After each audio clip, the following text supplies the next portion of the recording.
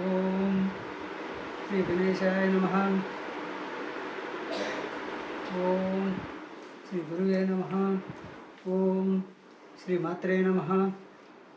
నా వీడియోలు చూసి ఆదరిస్తున్నటువంటి యూట్యూబ్ ప్రేక్షకులందరికీ పేరు పేరు నమస్కరిస్తూ ఈరోజు హస్తరేఖ జ్యోతిష్యం ద్వారా మీ జాతకాన్ని ఎలా తెలుసుకోవాలి, జాగ్రత్తలు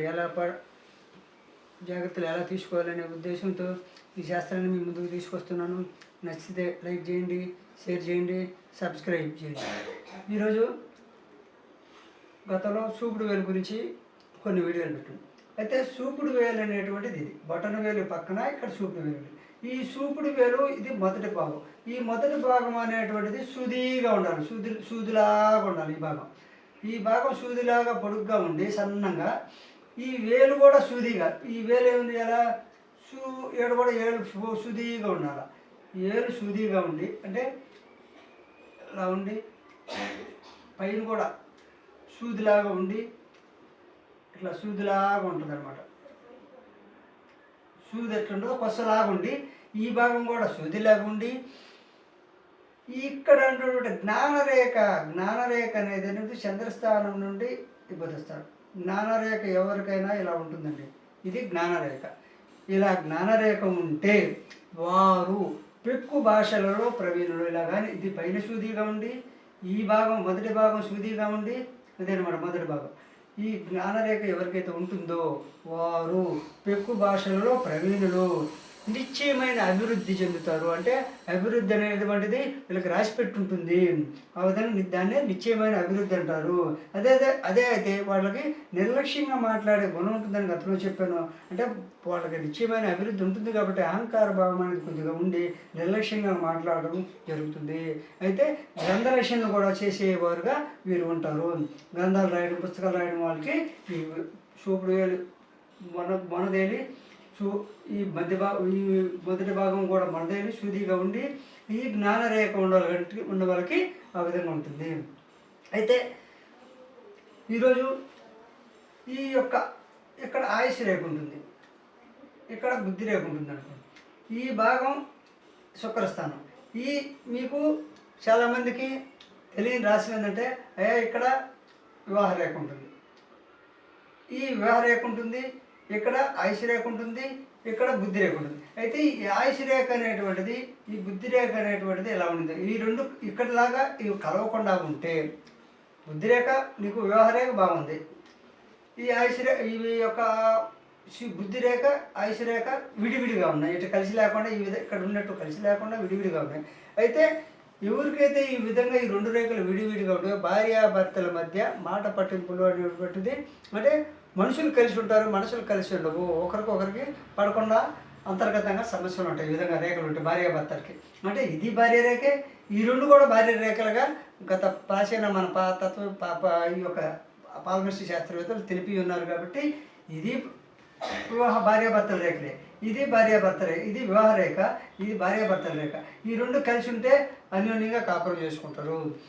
అదేవిధంగా విడిపోయి ఉంటే కలహాలు కాపురంలాగా ఉంటుంది. అదేవిధంగా ఈ రెండు బాగుండే, ఇప్పుడు బుద్ధిరేఖ ఆయుష్ రేఖ కలిసి బాగుండే ఈ విధంగా వ్యవహారం. అయితే వీరికి ఇద్దరికి ఉండాలి, ఇద్దరు భార్యాభర్తలకి ఇద్దరికి ఉండాలి. ఒకరికైతే ఉంటే ఒకరు బాగుండే, ఇద్దరు కలిసి ఒకరు తిట్టినా ఒకరు పడి కాపురం చేసుకుంటారు. అయితే ఇక్కడ శుక్రస్థానం అనేది ఉంటుంది. ఈ శుక్ర దెబ్బనం అనేటువంటిది డౌన్ అయి ఉంటే గుంతలాగా ఉంటే వారికి మానసికంగా సంసారులుగా ఉంటారు, కానీ శారీరకంగా వాళ్ళు సంసారానికి నిర్లక్ష్య వైఖరితో ఉంటారు. ఎవరికైతే ఈ వివాహ రేఖ ఉంది, ఈ రేఖల భాగం ఈ యొక్క ఆయుష్ రేఖ బుద్ధి రేఖ కలిసి ఉన్నా ఈ శుక్రస్థానం అనేది డౌన్ ఉండి, ఈ బుధస్థానం కూడా డౌన్ ఉండి, ఇక్కడ శనిస్థానం ఉంది చూడండి, మధ్య వేలు కింద ఉండేది శనిస్థానం కూడా డౌన్ ఉంటే ఈ శనిస్థానం డౌన్ ఉండడం వల్ల ఏదో నైరాశ్యం ఉంటుంది. ఈ బుధస్థానం డౌన్ ఉండడం వల్ల మనం ఏది చేసినా కలిసి రాలేదు అనేటువంటి భావంతో నైరాశ్య భావం ఉంటుంది. ఈ శుక్రస్థానం డౌన్ ఉండడం వల్ల సంసారంలో నిర్లక్ష్య వైఖరి ఉంటుంది, సంసారాన్ని ఆనందంగా చేయలేరు. అన్నీ ఉంటాయి కానీ నిర్లక్ష్య వైఖరి అనేటువంటిది, ఏదో తెలియని బాధ అనేటువంటిది ఉంటుంది. కాబట్టి మన యొక్క హస్తరేఖల ప్రకారము గ్రహ దెబ్బలో శుక్రధారం బాగుంటే ఆ సంసారం బాగా చేసుకుంటూ అన్యోన్యంగా ఉంటారు. శుక్రస్థానం కనుక గుంతలు పెట్టలై ఉన్న మధ్యలో ఇక్కడ అంగార స్థానం అనేది ఉంది. ఈ వేలు కాడి నుంచి ఇట్లా మధ్యలో వస్తే ఈ గొంతు మధ్యలో కానీ గొంతుంటే దీనిలో శుక్రస్థానం బాగా లేకుండా ఈ గొంతుంటే వాళ్ళు తిరుగుతూ ఉంటారు. గాలికి తిరుగుతూ 10 రూపాయలు ఇస్తే ఖర్చు చేతిలో రూపాయి ఇస్తారని 2 రూపాయలు ఖర్చు పెట్టడం, ఆ విధంగా తిరుగుతూ ఉంటారు. ఇక్కడ గుంత రాకూడదు, ఇక్కడ ఈ శుక్ర దెబ్బ అనేది మరీ డౌన్ రాకూడదు, ఈ శని దెబ్బ మరీ గుంతలాగా ఉండకూడదు. ఈ రవి దెబ్బ కూడా కళ ఉంటే నువ్వు ఎంత పని చేసినా నీకు కళ ఉండదు. ఈ రవి దెబ్బ అనమాట ఈ ఉంగరపు వేలు చిటికిన వేలు పక్కన ఉండేది కూడా గొంతుంటే నువ్వు ఎంత కష్టపడి పని చేసినా నీ పేరు ప్రతిష్టలు అనేవి రావు. ఈ బుధవేలు గారు గొంతు ఈ దెబ్బ డౌన్ ఉంటే వ్యాపారంలో రాణించలేవు, చేసే వృత్తిలో రాణించలేవు. కాబట్టి ఎవరికైనా సరే ఈ యొక్క ఆయుష్ రేఖ బుద్ధి రేఖ రెండు విధంగా ఉంటే ఆ కాపురము వారి యొక్క సంసారము కలహాల కాపురం లాగా ఉంటుంది. పైకి 10 మందిలో కలిసినట్టు ఉంటారు, సంసారము సుఖం ఉండదు. అదేవిధంగా ఈ ఆయుష్ రేఖ బలంగా ఉంటే కొద్దిగా నలుగురిలో సంసార పరులుగా ఉంటారు. అదేవిధంగా ఇక్కడ మామూలుగా ఇక్కడ కత్తిరి ఉండింది అనుకో, కత్తిరి ఉండి ఈ రేఖలు విడివిడిగా ఉన్నా అదే మామూలుగా అనుకూల గతి వస్తుంది. ఆదర్శ దంపతులుగానే ఉంటారు. కానీ ఆదర్శగా దంపతులు అనేది ఈ కత్తిరి తెలియజేస్తుంది. ఎక్కడుండే కత్తిర ఇలా కత్తిరి ఉంటుంది. గురుస్థానంలో ఎవరికైతే కత్తిరి ఉంటుందో వాళ్ళకి అన్యోన్య జీవితం ఉంటుంది. కానీ ఈ 2 రేఖలు విడిపోతేనేమో అన్యోన్య జీవితం పైకి కనబడుతూ లోపల ఉంటుంది.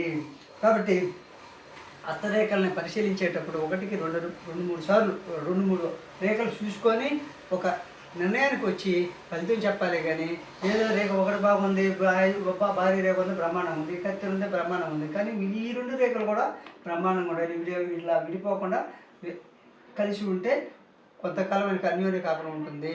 కాబట్టి ఇంకొక విధంగా ఈ 2 కలిసి విడివిడిగా ఉండే వారు స్వతంత్ర జీవనం అని, కలిసి వస్తే తల్లిదండ్రుల మీద ఆధారపడి ఉండేది కూడా రిజల్ట్ ఉంది. కాబట్టి ఈ రేఖలను బట్టి ఈ యొక్క కత్తెర ఈ యొక్క ఇది ఉండి శుక్ర దెబ్బ గారి పైకుంటే ఈ 2 విడిగా ఉన్నా కూడా ఆ కాపురం సజీవంగా అరుచుకుంటూనే అన్యోన్యంగా కాపురం చేసేవారుగా ఉంటారు. అదేవిధంగా ఇప్పుడు చూపుడు వేలు, ఈ చూపుడు వేలు మధ్య వేలు ఈ 2 సమానంగా ఉన్న దగ్గరగా ఉన్న రిజల్ట్ ఏంటంటే చూపుడు వేలు మత విషయాల్లో సంబంధించింది. ఈ యొక్క మధ్య వేలు జంతు ప్రీతి, ఈ జంతు ప్రీతి వ్యవసాయానికి సంబంధించినటువంటి వేలు. ఇది అంటే కర్మం, ఇది కర్మకు సంబంధించింది, ఇది మత విషయాలకు సంబంధించిన వేలు. అయితే ఈ పొడవు ఉంటే మత విషయాలు ఎక్కువ ఉన్నట్టు, ఈ మధ్యవేలు పొడవు ఉంటే స్వల్ప విచారం. ఇది మధ్యవేలు కానీ మొనదేలు కంటే విచారం ఎక్కువ. ఎప్పుడు ఏదో పోగొట్టుకున్నా ఇది ఇది మొనదేలు ఉండొచ్చు, ఇది మొనదేలు ఉండకూడదు. మొనదేలు కానీ ఉంటే ఇలా కొసలాగా ఉంటే శుద్ధిగా కానీ ఉంటే ఇలా ఉండింది అనుకో విచారం, ఏదో దిగులు ఉంటుంది. మీ ఏళ్ళు కూడా అట్లా ఉన్నాయో లేదో చూసుకోండి. అదే శత్రుశ్రం కానీ ఉండింది అనుకో, పొడవు ఉండి శత్రుశ్రం అనుకో ఇలా కాకుండా శత్రుశ్రం లాగా ఉండింది అనుకో, వీళ్ళు పొడవుండి శత్రుశ్రం ఉంటే జంతు ప్రేమికులు. వీళ్ళు మధ్యవేలు ఎవరికైతే శత్రుశ్రాల పసు ఉంటుందో వాళ్ళు జంతు ప్రేమికులుగా ఉంటారు. అదేవిధంగా చూపుడు వేలు పొడవుంటే మత విషయాల్లో స్వార్థ త్యాగము ప్రాణత్యాగానికైనా జంకరు. ఈ ఏళ్ళు పొడవుగా ఉంటే స్వార్థ త్యాగము ప్రాణత్యాగానికైనా జంకరు. అదేవిధంగా శనివేలు మొదటి భాగం పొట్టిగా ఉండి ఈ చెట్టు ఇది మొదటి భాగం పొట్టిగా ఉండి జీవిత సౌఖ్య భావాలైనటువంటి ఆశలతో కాలం గడపక నమ్మకం విచారం మెరుగుక ఆత్మహత్య జాతకులకి చోటివ్వక, అంటే ఆత్మహత్య చేసుకోవాలంటే ఇది పొట్టిగానుంటే ఆత్మహత్య చేసుకోవాలనే భావన దూరంగా పెట్టేస్తారు. ఎన్ని సమస్యలు వచ్చినా శ్రద్ధతో గమనించి మనుషులు కొందరు అంటే ఈ యొక్క భాగం మొదటి భాగం పొట్టుగా ఉంటే వాళ్ళు ఆత్మహత్య అనేటువంటిది ఖండిస్తారు. ఆత్మహత్య ఖండించే వాళ్ళకి మొదటి భాగం పొట్టుగా ఉంటుంది. విచారం అనేది ఉండదు. ఆశలతో కాలం గడపరు, కష్టపడి పనిచేస్తారు, నమ్మకంతో పనిచేస్తారు. అదే కొందరు సుఖములతో ఉంటారు. ఇలా పొట్టుగా ఉంటే సుఖములుగా ఉంటారు. అదేవిధంగా జాగరూకతో ఉంటూ స్వమతంతో నిమగ్నమవుతారు. అంటే జాగ్రత్తగా ఉంటూనే ఉన్న మతంలో జాగ్రత్తగా ఆ మత విషయాలు మత పనులు చేసుకుంటూ ఉంటారు. కాబట్టి ఇప్పుడు చెప్పినటువంటి వీడియో కానీ నచ్చితే లైక్ చేయండి, షేర్ చేయండి, సబ్స్క్రైబ్ చేయండి.